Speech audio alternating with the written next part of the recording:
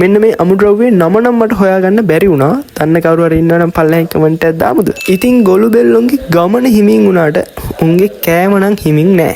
මම ඔයාලට මෙහෙම කිව්වේ ඇයිද කියලා දැන් ඔයාලටම තේරෙයි. බලන්නකො තරගෙට කන හැටි. ඉතින් අපි කට අරගෙන හරි ආසාවෙන් බලන කාටුන් සහ ෆිල්ම් වල බෑග්ග්‍රවුන්ඩ් සවුන්ඩ් එක හැදෙන්නේ මෙහෙම කියලා ඔයා මීට කලින් දැනගෙන හිටියද?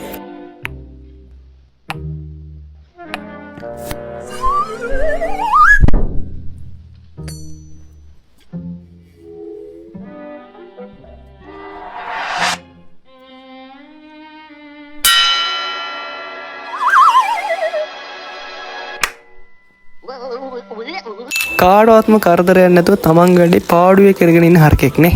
හරකෙක් වුණත් අන්න එහෙම තමයි ඉන්න ඕනි. මෙතන උනේ මොකද්ද කියලා මටත් හිතා ගන්න බෑ. ඉතින් ඉබ්බෝ හිමින් ගියාට උන්ගේ වැඩ නම් හිමින් නෑ.